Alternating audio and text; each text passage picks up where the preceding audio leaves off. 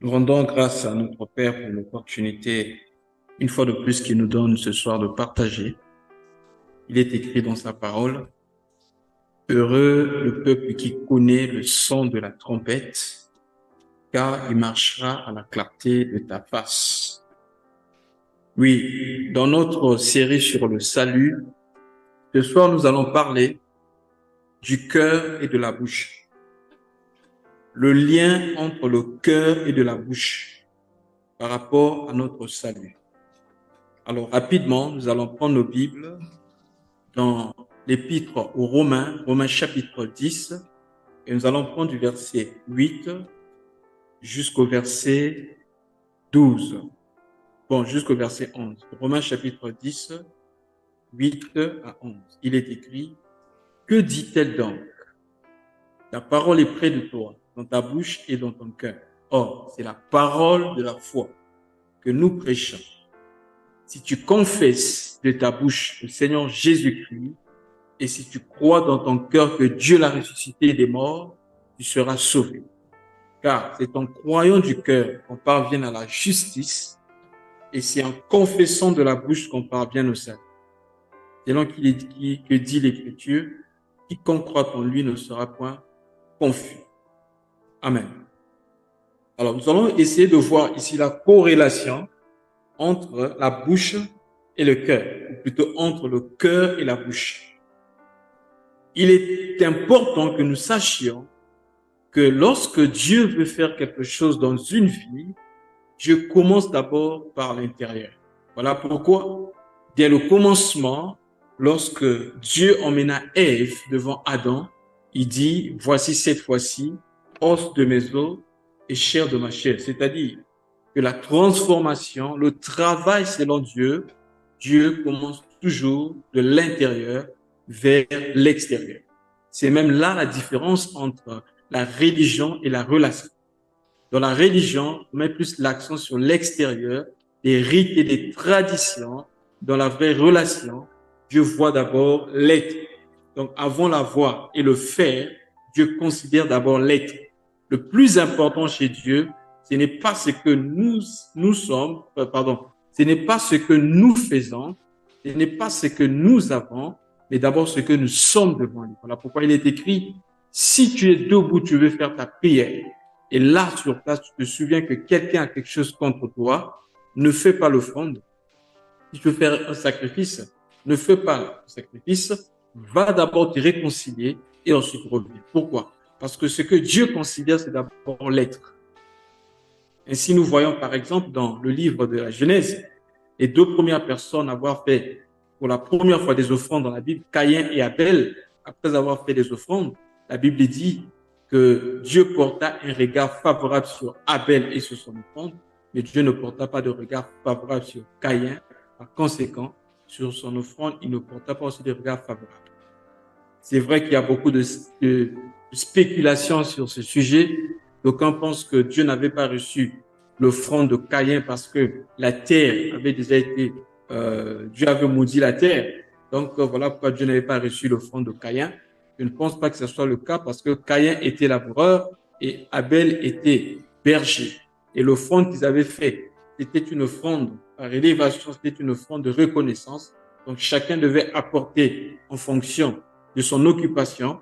Donc le problème, ce n'était pas la nature de l'offrande, mais c'était plutôt la nature ou la disposition de celui qui fait l'offrande. Donc le plus important chez Dieu, c'est d'abord celui qui fait l'offrande, non pas d'abord l'offrande. Qu'est-ce que je vais dire? Avant de faire une offrande à Dieu, nous devons d'abord être nous-mêmes des offrandes. C'est lorsque nous atteignons la dimension, la capacité d'être des offrandes, que nous pouvons bien aimer faire une offrande à Dieu. Alors la Bible dit que la parole est près de toi, ou dans ta bouche et dans ton cœur. Donc la parole est dans ton cœur et dans ta bouche. Et la Bible dit, c'est la parole de foi. Parce que la foi vient de ce qu'on entend et ce qu'on entend vient de là. Les jours passés, nous avions partagé sur la foi déséquilibrée ou la foi falsifiée. Nous avions dit que la foi ne vient pas de l'homme. La foi n'est pas le fruit de l'imagination, La foi n'est pas la pensée positive, mais la foi a une origine. La foi vient de ce qu'on entend, et ce qu'on entend vient de la parole de Dieu. Donc, quand ça ne vient pas de Dieu, ce n'est pas la foi. Appelez ça comme vous voulez, mais n'appelez pas ça la foi. Mais la Bible dit que la parole est dans ta bouche et dans ton cœur. Pourquoi? Parce qu'il est écrit que c'est de l'abondance du cœur que la bouche parle. Donc, la bouche, en un mot, n'est que l'expression de ce qui se trouve déjà à l'intérieur. C'est pourquoi il est écrit: protège ton cœur plus que toute autre chose, car c'est de lui que viennent les sources de la vie. La bouche est l'expression du cœur. Voilà pourquoi nous devons garder nos cœurs. Mais comment garder nos cœurs? Il est important que nous sachions que le cœur dont il s'agit ici, ce n'est pas l'appareil qu'on dessine en biologie, mais c'est l'homme intérieur. Notre homme intérieur est bâti par ce que nous voyons et ce que nous écoutons. Nous devons être très sélectifs en tant que chrétiens, bien aimés, si nous voulons être forts spirituellement et si nous voulons, bien aimés, avoir moins de problèmes. Nous ne devons pas regarder n'importe quoi ou écouter n'importe quoi. Parce que ce que nous écoutons et ce que nous voyons, nous finissons par l'être. Faisons très attention. Nous sommes ce que nous écoutons et ce que nous voyons. Ce que nous voyons souvent influence nos choix, influence notre vie et, bien aimé, finit par devenir notre système de valeurs. Voilà pourquoi nous devons faire très attention. Mais la Bible dit ici que cette foi concerne d'abord la croyance dans le cœur. Mais croire en quoi? C'est là le problème. Allons rapidement dans l'épître de la foi, dans Hébreux chapitre 11. Nous allons comprendre ici ce que c'est la foi. Que signifie avoir la foi? Et que devons-nous confesser? Parce qu'aujourd'hui, on enseigne la pensée positive aux gens à l'église. J'ai vu des gens enseigner des trucs comme ça. Déclare, j'ai la voiture. Déclare, j'ai la voiture. Déclare, je voyage. Déclare, j'ai acheté le vêtement. Déclare, j'ai fait ceci. Bien aimé, est-ce que ça c'est la foi? Hébreux chapitre 11. Dans Hébreux chapitre 11, la Bible nous parle d'un homme qu'on appelle Enoch. On va lire Hébreux 11, 5 à 6. C'est par la foi qu'Enoch fut enlevé pour qu'il ne vit point la mort et qu'il ne parut plus parce que Dieu l'avait enlevé. Car avant son enlèvement, écoutez bien, avant son enlèvement, Dieu, il avait reçu le témoignage qu'il était agréable à Dieu. Or, sans la foi, il est impossible de lui être agréable. Car il faut que ceux qui s'approchent de Dieu croient que Dieu existe et qu'il est le rémunérateur de ceux qui le cherchent. La Bible dit que Enoch avait reçu le témoignage qu'il était agréable à Dieu avant d'être enlevé vers le ciel. Or, si nous lisons l'histoire d'Enoch, c'est dans Genèse chapitre 5, vous allez constater que Enoch commença à marcher avec Dieu lorsqu'il a eu un fils qu'on appelait Méthusélah, ou dans d'autres versions, on parle de Méthusalem. Quand il a eu 7 enfants, dont le nom signifie à ta mort, inondation, à ta mort, les projectiles, Enoch décida de marcher avec Dieu. Et comme il marchait avec Dieu, la Bible dit qu'il avait reçu le témoignage qu'il était agréable à Dieu. Et c'est comme ça que Dieu le prit. L'histoire d'Enoch est une préfiguration pour bien aimer notre dispensation pour ceux qui vont expérimenter ou connaître l'enlèvement de l'Église. Il est important que nous sachions, il y a un phénomène qui prendra place. Tout chrétien doit connaître ça. Il y a un phénomène qui prendra place qu'on appelle enlèvement de l'Église. Parce que ce monde ici est appelé à ça. Dieu doit détruire ce monde corrompu afin qu'il y ait une nouvelle terre et des nouveaux cieux. Mais avant de détruire le monde, Dieu va d'abord enlever ce qui lui appartient. C'est ainsi que le Seigneur Jésus a dit que ce qui s'est passé du temps de Noé arrivera de même au jour du Fils de l'homme. Ce qui s'est passé du temps de Lot arrivera de même au jour du Fils de l'homme. Au temps de Noé, des hommes mangeaient, buvaient, mariaient, se mariaient et mariaient leurs enfants jusqu'à ce que Noé soit rentré dans l'arche. Et la Bible dit, quand Dieu a fermé la porte, toute la création, tout ce qui était à l'extérieur, bien aimé, périt par l'eau. Au temps de Lot, c'était la même chose. Les hommes mangeaient, buvaient, construisaient. se réjouissaient jusqu'à ce que, bien aimé, Lot sorte de Sodome. Et Sodome et Gomorrhe furent brûlés par le feu. Et la Bible dit, de la même façon que cela s'est passé du temps de Noé, cela arrivera du même jour du Fils de l'homme. C'est dans Luc 21, je pense. La Bible dit, 2 hommes seront dans le champ. L'un sera pris et l'autre laissé. Vous savez que le champ, c'est l'image de l'église, n'est-ce pas? Ça veut dire que certains qui sont à l'église, qui fonctionnent, qui font beaucoup de choses, certains vont rester lors de l'enlèvement. Dans Matthieu chapitre 7, 21 à 23, la Bible dit, ce ne sont pas tous ceux qui me disent Seigneur, Seigneur qui hériteront le royaume, mais celui qui fait la volonté de mon Père. Car plusieurs viendront ce jour-là et diront, n'avons-nous pas guéri les malades en ton nom? N'avons-nous pas évangélisé? N'avons-nous pas chassé les démons? N'avons-nous pas prophétisé? La Bible dit, je leur dirai ouvertement, je ne vous ai jamais connu, vous serviteurs de l'iniquité, éloignez-vous de moi.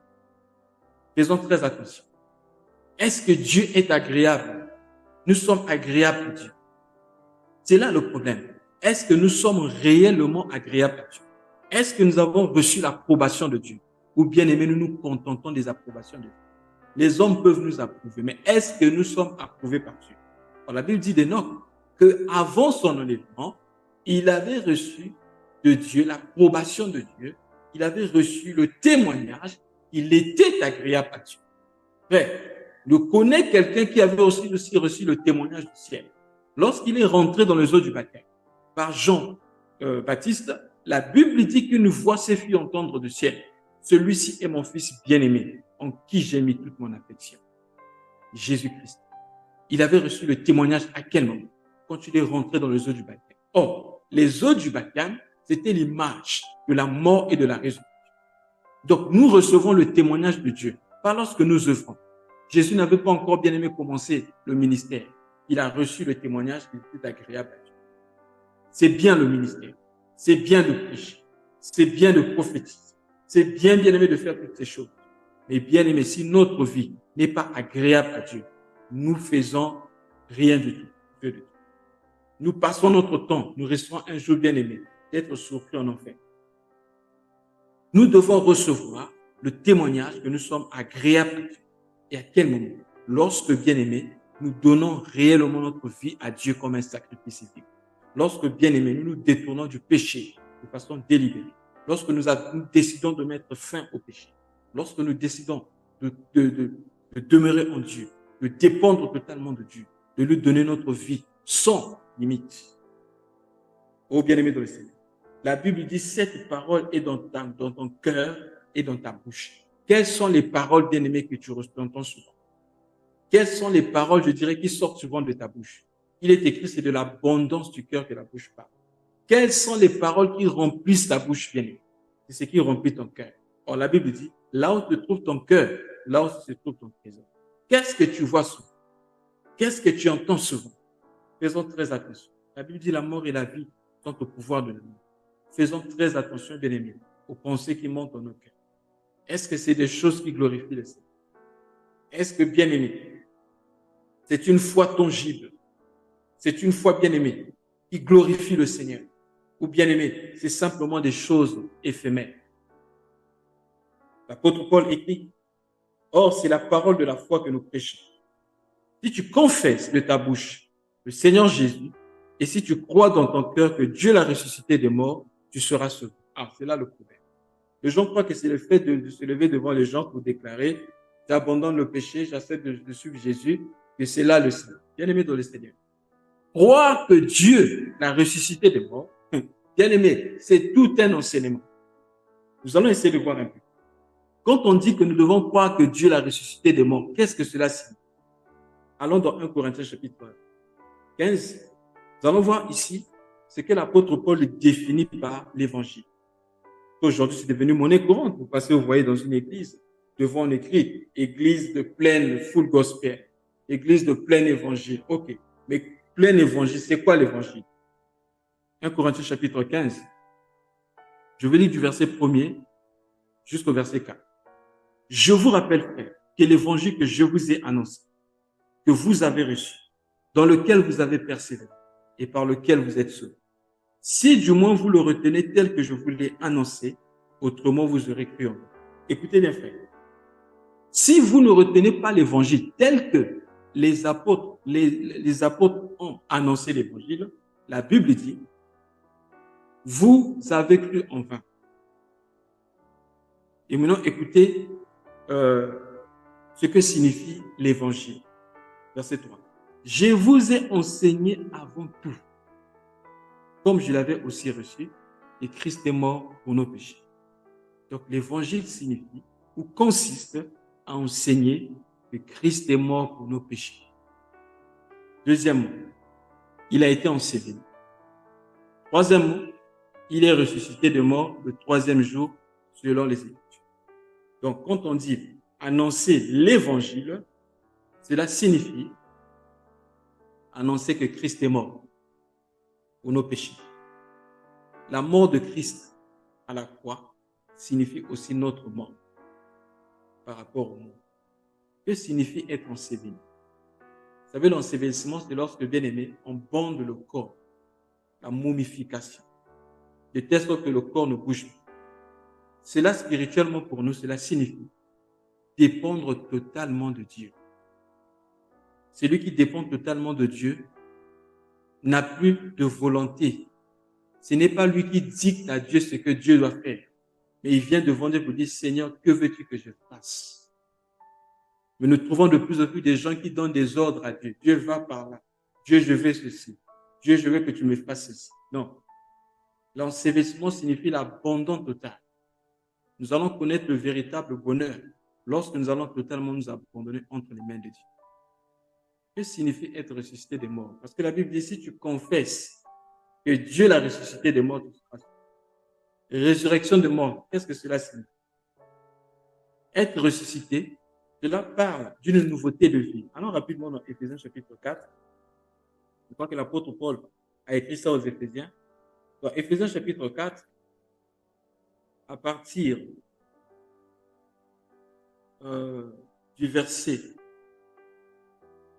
20 jusqu'au verset 23, Éphésiens 4, 20 à 23, il est écrit, « Mais vous, ce n'est pas ainsi que vous avez appris Christ, si du moins vous l'avez entendu, et si conformément à la vérité qui est en lui, en Jésus, c'est en lui que vous avez été instruits. » Écoutez bien. « À vous dépouiller, eu égard à votre vie passée, du vieil homme qui se corrompt par les convoitises trompeuses, à être renouvelé dans l'esprit de votre intelligence. » Je veux continuer le verset 24. « Et revêtir l'homme nouveau créé selon Dieu dans une justice et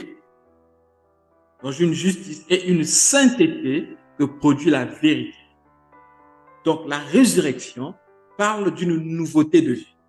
Il est écrit que si quelqu'un est en Christ, il devient une nouvelle créature ou une nouvelle création. Les choses anciennes sont passées et voici toutes choses sont devenues nouvelles. Donc, tu ne peux pas dire que tu as la foi et que tu continues à mener la même vie que tu avais avant de connaître Christ. Toujours dans le mensonge, toujours dans les convoitises mondaines, toujours à courir vers les boissons enivrantes, à courir vers la drogue, et tu te dis que non, Dieu est avec moi, Dieu me connaît. De toute façon, il y a des gens qui se cachent derrière la parole qui dit il n'y a pas un seul juste, tous ont péché. Non, bien aimé dans les... Si quelqu'un est en Christ, il devient une nouvelle créature.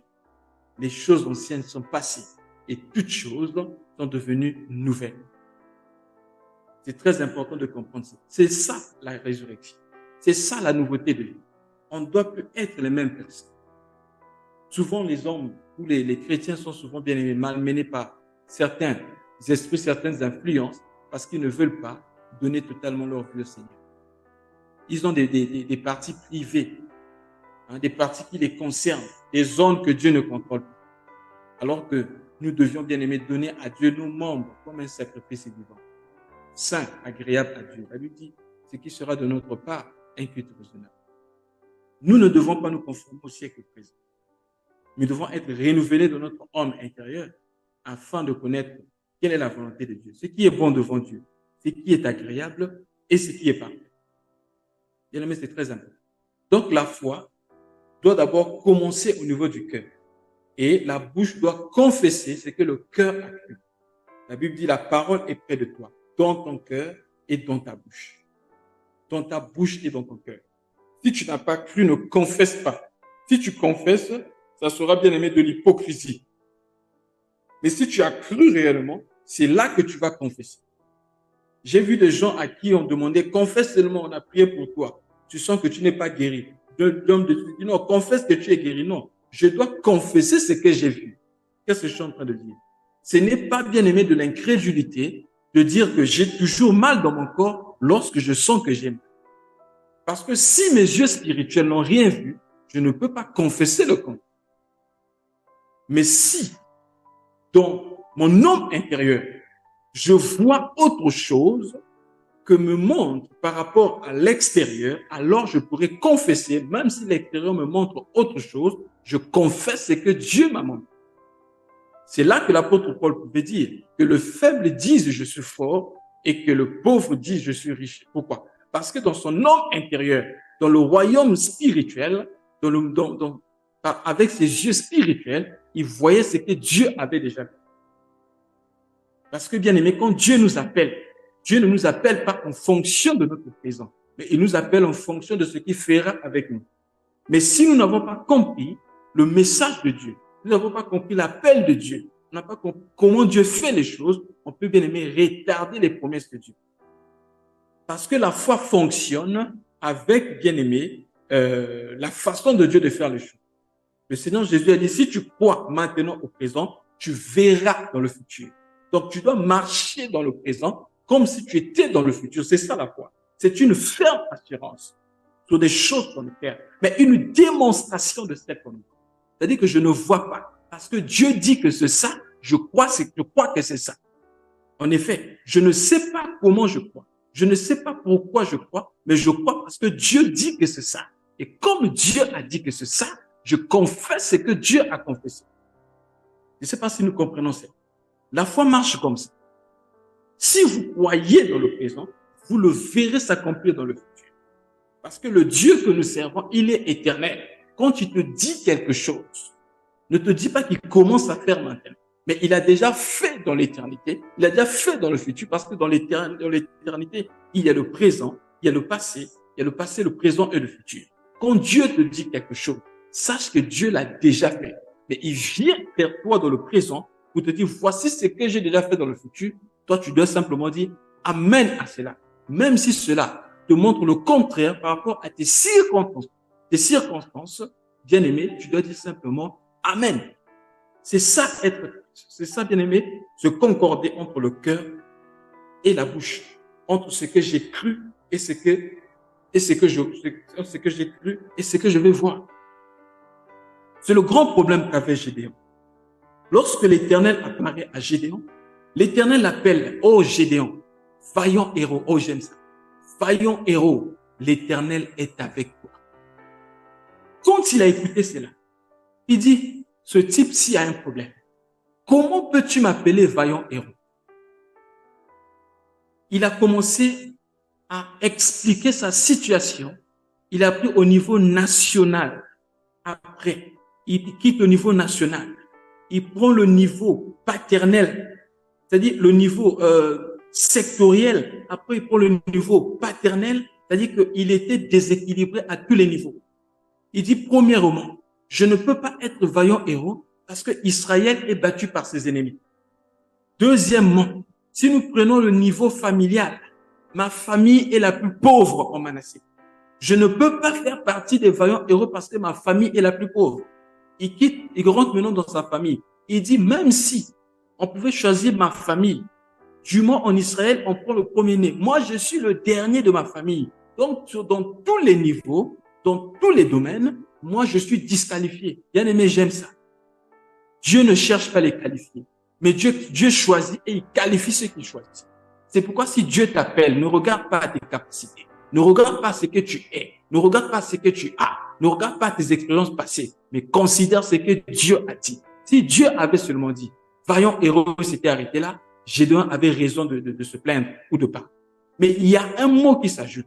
Vaillant héros, l'Éternel est avec toi. Alléluia. Parce que l'Éternel est avec toi, ce qui est impossible deviendra possible. Gédéon a commencé à parler de sa condition. Oh, j'ai pas étudié, je ne parle pas bien français, je ne parle pas anglais, je n'ai pas été à l'école, je n'ai pas de diplôme, je n'ai pas quelqu'un, je ne suis pas beau, je ne suis pas belle. Bien-aimé dans le Seigneur, mets de côté ces critères, mais regarde à ce que Dieu a dit. Si Dieu t'a dit quelque chose, bien-aimé, c'est que Dieu l'a déjà accompli et Dieu va t'emmener là. Mais pour voir la manifestation, tu dois être bien positionné, c'est très important. Dieu peut te parler. Mais si tu n'es pas au lieu que Dieu t'a laissé, bien-aimé, tu risques de ne pas voir l'accomplissement de la promesse. La foi, c'est dans ton cœur et bien-aimé sur ta bouche. C'est pourquoi la Bible dit que ce livre de la loi ne s'éloigne point. Bien-aimé, j'allais dire, ne s'éloigne point. Si c'était moi qui avais écrit, peut-être j'allais écrire que ce livre de la loi ne s'éloigne point de tes yeux. Parce qu'on lit le livre avec les yeux. Mais la Bible dit que ce livre de la loi ne s'éloigne point de quoi? De ta bouche. Or, avec la bouche, c'est pour confesser. La Bible dit, médite le jour et nuit. La nuit, c'est quand il y a des problèmes. Le jour, c'est quand tout va bien. Qu'est-ce que je veux dire? Quels que soient les problèmes qui arrivent, continue à confesser ce que Dieu a confessé. Continue à déclarer ce que Dieu a déclaré. Même si tu vois le contraire, continue à déclarer, car celui qui a fait la promesse est fidèle. Si Dieu a dit qu'il va le faire, il le fera. Lorsqu'ils étaient encore dans le désert, il a dit à Moïse, voici, je vous emmène dans le pays où coule le lait de miel, le pays que je vous donne. Après, il dit le pays que je vous ai donné. Gloire à Dieu. Quand Dieu te manque, quand Dieu te parle, il a déjà donné. Alors ne tremble pas, ne regarde pas toi, ne regarde pas la circonstance, aux circonstances de ta famille, ne regarde pas la conjoncture du pays, mais regarde à celui qui a fait la promesse, car celui qui a fait la promesse est fidèle. Il s'appelle l'Éternel des armées. Il est au-dessus de tout. Il est capable de tout. Il est capable de faire au-delà de ce que nous pouvons penser et imaginer. Que Dieu vous bénisse, qu'il vous fortifie dans la foi, qu'il te donne le courage d'avancer, qu'il enlève la peur, les inquiétudes, et que tu regardes à lui afin que tu réussisses. Amen.